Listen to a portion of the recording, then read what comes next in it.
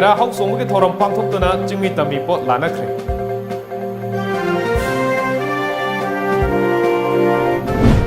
Ahanba Northeast Olympic Games Imphalgi Kumalampak Men Stadium da Hogdokre.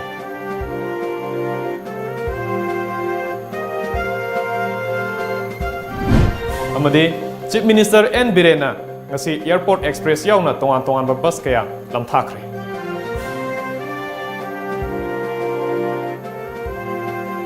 Kurumjari Times of Manipur News yengbiri punopu taram nokjari hojing miyam da pau sandok na pijari.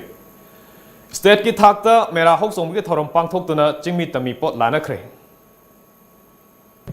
Ngasi State Level Organizing Committee on Mera Hok Songba Sinduna Kanglagi Uttara Sanglen Mamang the Pangthokiba Mera Hok Songba Thoram Adugi Chief Guest ki over World Piruduna Chief Minister N Birena Tongan Bumafam the Pangthoknaramba Mera Hok Songbuki Thoram Haukiba Chahidagi Hauna Amatta oina punsinduna Kangla da Pangthokliba Asina Apunbagi Sakamadu Hena Chesilhale Aikoigi Leipak asi Ningthau Palamba Leipak ama oibana Aikoigi Ningthau Singbu Ikai Kumna Fam Thoi Makoina ngak senduna thamlamba lamdam asida aikoi ngasi punna hingminaribani haiki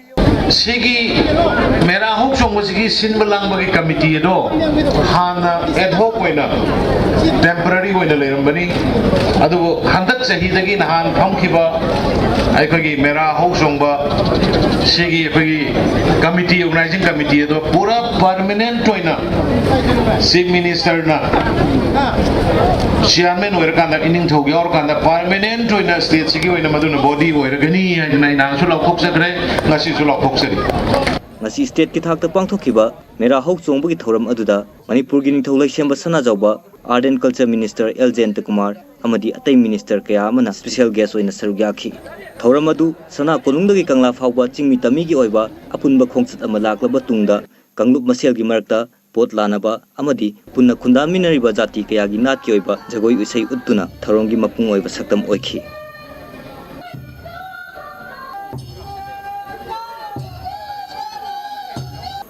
Manipur na yumbu oiduna numit mangani chupna sathagadaba ahanba Northeast Olympic Games ngasi Manipur gi Chief Minister N Birena Kumalampak Men Stadium da hogdokre. Sports na aikoi gi marakta amato oibagi wakalon purakpa ngami haina Chief Minister N Birena fongdokre.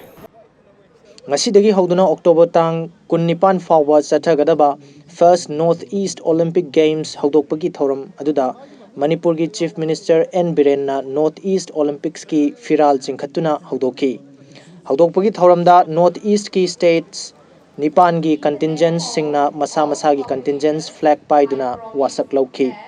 Thoram adugi saruk ama oina Arjuna awardee Laishram Bombela, Arjuna awardee Wangkhem Sandhyarani, Saknai Ravi women footballer oina Bembem, weightlifter NG Sonia Chanu, boxer Dinko Singna chingba sanaroi kayana maira chokhatuna thoram adu hogdokhi. Tharomgi chief guest ki warol piraduna Chief Minister N Birena haikibada Northeast India gi state singi oiba top identity ama leijai londa khenaba khara leijarabasu chaksa yuthak chatnabi culture da Northeast asi amaga iman manai Northeast da leiriba mioi sing asi sports ki lamda tonganma potential ama leijai masimakna aikhoina India pumbada sports ki lamda mangjil thana chatpangamli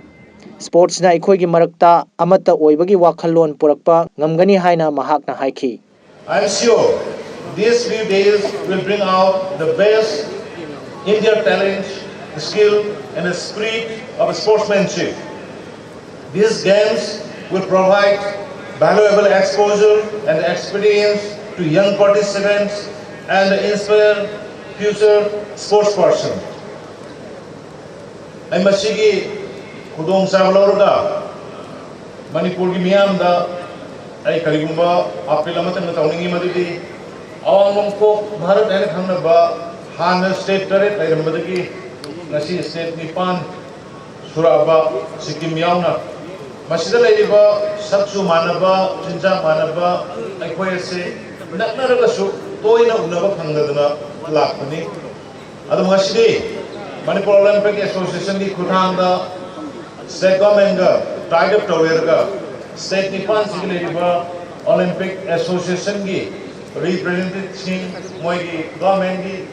officials in Yamna cooperation Pinner Kanda Sumba Yam mega function for the first time Manipur pangthokpa phangibani. थौरम अदुदा president की वारोल पीरदुना minister राधेश्यामना हाई north east Olympics games पांथोकपगी मरु ओइबा पांदमदी अखोई नॉर्थ ईस्ट इंडिया दा लैरिबा सानरोय सिंगी ओइबा अखन्नबा प्लेटफॉर्म अमा सेमगतपनी हाइरिबा इवेंट असिना हौरकपा ओइना लौरगा मखा तारकपदसु अपुनबा सक्तम अमा सागतुना इंग चिकपा शांति पुरकपा ओइरसनु हाइना महाकना हाइखी. It is a humble beginning of the Manipur Olympic Association to offer a common platform to come together, embarking upon a new journey to show the path, peace and harmony through the spirit of goodwill of games and sports, while welcoming once again all the young and promising sportspersons of the region, the delegates, representatives of the national federations and Olympic associations. I am reminded of the gracious and supportive brothers and sisters of all the sporting events of the participating teams. Ngasigi thauram aduda Manipur ki Chief Minister N Biren, Education Minister T.H. Radhesham, Arunachal Pradesh ki Yas Minister Mohesh Chai, Health Minister L. Jayant Kumar, Yas Minister Letpao Haukipna Dais da famduna saru yaki. Chief Minister N Biren ngasi Airport Express yauna Imphal dagi Jesami, Tamenglong, Tamai, Kamjong, Nungba, Khopum amadi Chandel da chengadaba Manipur State Transport ki bus sing Kumal Lampak da leiba Interstate Bus Terminus dagi lamthakre.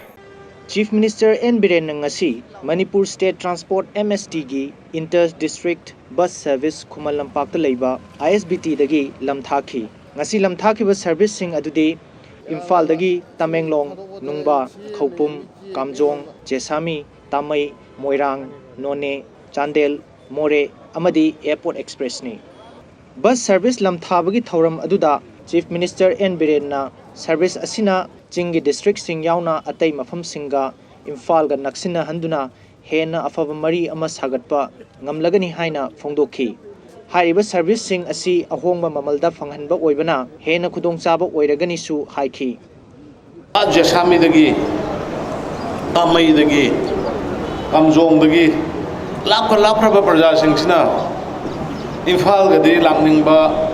or Imphal dagi su chaningba, madugi transportation di leitaba, lanai di puthoga su tawbangamdaba, sukumbagi difficulties mayamdo, lisang sidna urakanda, launch tawnuba honaba. Chief Minister na makhatana Tamenglong amadi Moreda lakliba October 15 da helicopter service launch tawduna October 19 dagi trial service hauragani haibagi thajabasu pikhi. Christmas lakpaga mangoina Christmas mamang sida huji koi yangwana helicopter service si kanna taknarga home ministry da kai da kanna taknar matung da yar pani 8525 masi jiri di paire ado masi anuba paiga da bisi huji tarik kun ga mapan da o tarik kun manga da koi trial rama nasadagi ta samul nai nakong da haid do ni helicopter se yar di Christmas yo dinga da pahenje da Amaromda Transport Commissioner M Lakshmi Kumar na ahen bus Tarani Thoigi service haunaba department na thorang tawduna leiri haiki. This is a very historic day for us because earlier we have launched only 6 routes. Now today we have added 6 more routes, mostly on the hill areas. Our target was mostly to connect the difficult and remote places. That we have been able to do. Thoramaduda Minister MLA amadi department gi makok thongba official kaya su saruk yakhi. Prime Minister Narendra Modi Seoul Peace Prize lisingani tarani pangidamak khalakre. India amadi malengi lebak singi semilon fagat handuna lairaba amadi inakhunbagi khenaba muthatnaba mahakna paikhalakhiba thabak thorum kyabu ikai khunaba utuna South Korea gi Seoul Peace Prize Foundation asigumba fidamningai oiraba award asigidamak khalakhibani. Singi district singda leiriba primary health center kaya ama ngasisu sothana leiba yaurumli hiram masida report ama. Manipur ki Chingi district singda leiriba primary health center ayamba staff matik chana leitabadi hauduna hiram kaya da sothari masigi manungda Tengnopol district ki manung chanba imung chani ga mari funi thoirom na khundariba machi khulgi primary health center su ama oiri Thigatluba kayagi matung inna Chingi district ayambada health center kayada staff amadi khusukulai matik chana leitabadagi lamdam adongi maru oina nupi oibi singi hakselgi fivam sothana leiri. Hiram asigi matangda palladuna Machi village authority gi member khambana phongdokhibada. Handak ikui kuidana akhoi angang delivery case ke mi ani ama soi kine adu asida primary health center thambase kuidi kui grabne adubu asida angang nongaina una yai bse ngasi phau record ti phangdri sarkar gi lomda akhoi na haijaning bajina kaino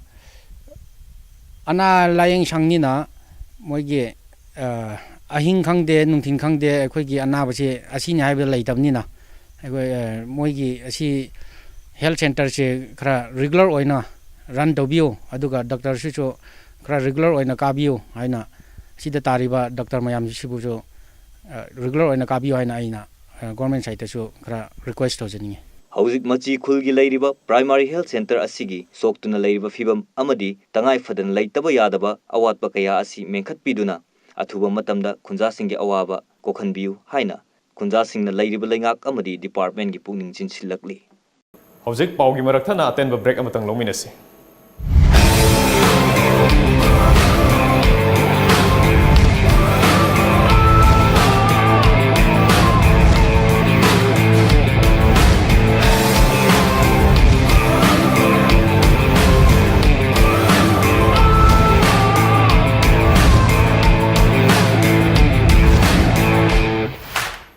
All Manipur Search Organization Sinduna Tongan ba Search ki yamlaba member singna lamphel pata leiba Search ki lambu lenga ki sakut thorangi thabak paikhatpada sizinaba yaroi haiduna thangmaiban gi thau round gi horaga khuyathong phawduna khongset ama satkre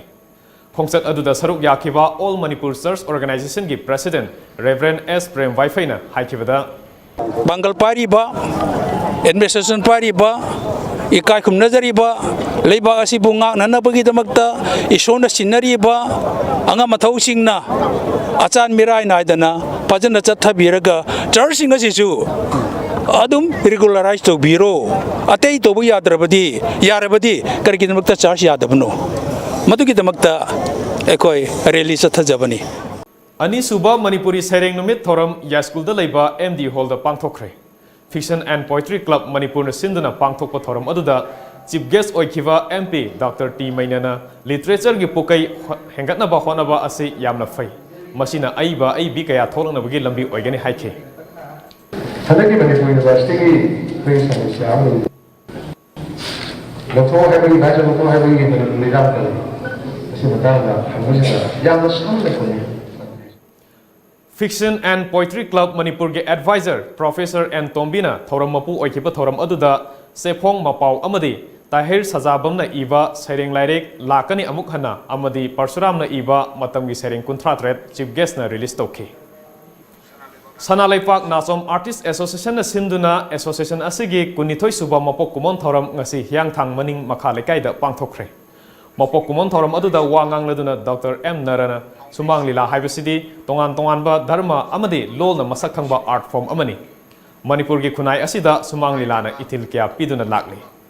Swats Bharat Mission gi saruk amo oina lamsang bu Swats lamsang oihanabugi pandamda lamsang nagar panchayat amadi mahut department anina khutsamna duna lamdeng solid waste management gi akoibada bamboo plantation campaign chathakre thoram asiga mari leinana lamsang kendra gi manung chana leiriba lamdeng solid waste management gi boundary asi chaurakna kilometer 1.3 oigani masigi akoibada bamboo plantation tawriba asi solid waste tagi thorakpa phatta hodi singbu kharadang oiribasu hantha handuna afaba nungsit chelhananaba pandamda thoram asi pangthokpani hairi Assam Rifles ki kangbu amana UNLF ki trainee cadre ahum phare haina moreda leiba taramathoi suba AR gi cherol amana phongdorokle makoi haukiba tang kunmathoi gi numidang pung taramathoi taba matamda training camp dagi chenthorokhebani makoi gi mathakta makha taba legal gi oiba thabak sing lokhatnaba more police station da sinakre hairi masing yamlaba yungang sing Bisnupur police na phagatkhre ngarang numidang pung manga makhairom taba matamda moirang police ki SDPO Sivakantana luchingba Bisnupur police amasung mara paibi gi apun bakangku amana masing yamlaba yungang sing adu tera khongsang bi maning lekai da leiba thiam biren ko bomioi amagi mayumdagi phagalakhibani ꯐꯥꯒꯠꯂꯕ ꯌꯨꯁꯤꯡ ꯑꯗꯨ Churachandpur new ꯕꯖꯥꯔꯗꯒꯤ ꯅꯤꯡꯊꯧꯖꯝ ꯏꯕꯦꯝꯆꯥ ꯃꯄꯨꯔꯣꯏꯕ ꯕꯣꯌꯥꯏ ꯀꯧꯕ ꯃꯤꯑꯣꯏ ꯑꯃꯒꯤꯅꯤ ꯍꯥꯏꯔꯤ ꯑꯃꯔꯣꯝꯗ ꯉꯁꯤ ꯀꯥꯡꯄꯣꯛꯄꯤ ꯄꯨꯂꯤꯁꯀꯤ ꯀꯥꯡꯕꯨꯅ ꯂꯥꯛꯀꯗꯧꯔꯤꯕ ꯀꯨꯠ ꯐꯦꯁꯇꯤꯚꯦꯜꯒꯤ ꯃꯥꯡꯑꯣꯏꯅꯅ ꯀꯥꯡꯄꯣꯛꯄꯤ ꯇꯥꯎꯟꯒꯤ ꯑꯀꯣꯏꯕꯗ ꯆꯠꯊꯔꯛꯈꯤꯕ ꯗ꯭ꯔꯥꯏꯕ ꯑꯗꯨꯗ ꯐꯥꯒꯠꯂꯕ ꯌꯨꯉꯥꯡ ꯑꯃꯗꯤ ꯌꯨꯡꯒꯧ ꯀꯌꯥ ꯃꯤꯌꯥꯝ ꯃꯃꯥꯡꯗ ꯊꯨꯒꯥꯏꯗꯨꯅ ꯃꯥꯡꯍꯟꯈ꯭ꯔꯦ ꯍꯥꯏꯔꯤ ngasi ayuk pung nipan makhairom taba matamda Bisnupur Police Station gi manung chanba kainau amadi laikhongnau ani gi marakta leiba kainau maitai Church EFCI gi campus ta IED ama leiramle IED adu church ki miyoi singna lamtu sengdorpa matamda thengnarakibani tungda police ta pau piraba matung Manipur Police ki bomb expert laktuna bomb adu lauthoktuna asoi ngam yawroidaba mafam amada pokayanki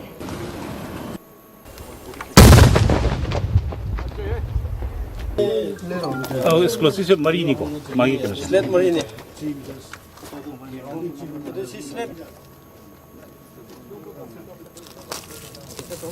BV Films na puthokpa Manipuri digital film EI thaki thambal gi yaifa thongni thoram ngasi chingmairong da leiba hotel classic grande da pangthokre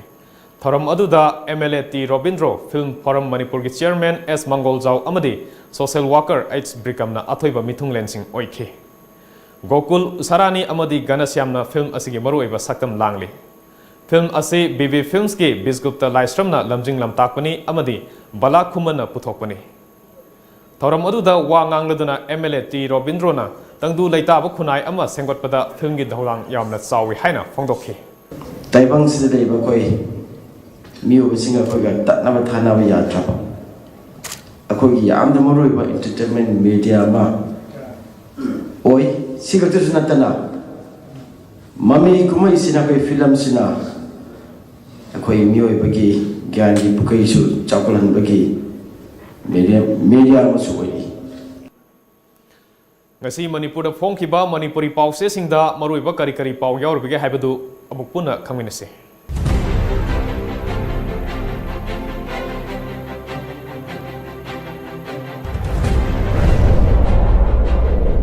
Sangai Express Lupa crore chani yankai mari gi project ama CM nan thaudokre Manipur gi ITI sing niam indre OST center sing staff leitabada gi mathau tawdre Bogna firm Indo German financial cooperation project haudokre Zoom cultivation gi mahuta kanaba pambi thalle Chief Minister Khulakpo sing lakba hore hauk chongba thauram gi di jingmi gi awat pa leiroi Kelvin Center na state khudingmakta Central Secretariat sana ba thaurang tawri Naharol gi thogdang Chief Minister na Loktak Livelihood Mission launch tawkre English ngani kun fawda lamdam sigi ngagi pothok marang kaina puthok pangam lagani Chief Minister State Exchequer gi fiom ka hena sokchilakpadagi matam kaktana sel kaithok kasin tawba thingjin khre Police ki tengwang yaugdrabadi hingba yaroidaba khunai sida Human Rights Commission sing mapangal kalhanba tangai fade khaidem mani Huyanlan Pau Indo German project on forest management launch tawkre Maru kogluraba umang hector lising kun mathoi ga chanipan sanghalagani MLA Minister Singhi quarter mamang da lagaw khaw danaba district magistrate na khangan khre Mera thaumui thanbagi thoram luang ningthau punsibagi matamda hawdokhi Kondumba Sanalaibak Lokak Livelihood Mission hawdokre tha ahum gi manungda mission asi kanaba uhangadabani Chief Minister Zahi nipan gi matungda accused Belen Maral leiti hain lauthokre Drug lalonba ahum phare Israel Express CM na Loktak Livelihood Mission launch tawkre Pisciculture chathanaba lam hector listing amarom masak khangdoklei NBRN Police personnel singi nongmagi oiba sensitization pangthokre Festival singda jwargi masana sing athingba thamkre Ireibak aing ngasa honglakpana chakhot thorangda kaihallakli for konana phare Mamangi laingak na nga marang kaina puthoknaba honaramdrabasu kum lising ani kundagi Manipur da nga marang kairagani Chief Minister Aroibada moroiba pau amuk hana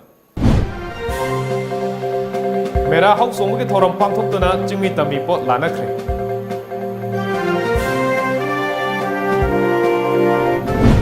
Ahanba Northeast Olympic Games Imphal gi Khumalampak Main Stadium da hongdokre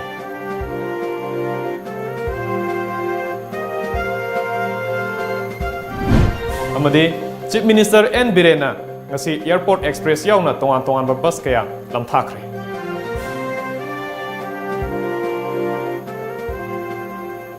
Ngasigidi matang sida Mnipuri Paulu jare midyeng tabiri puno po amukana kurum jari.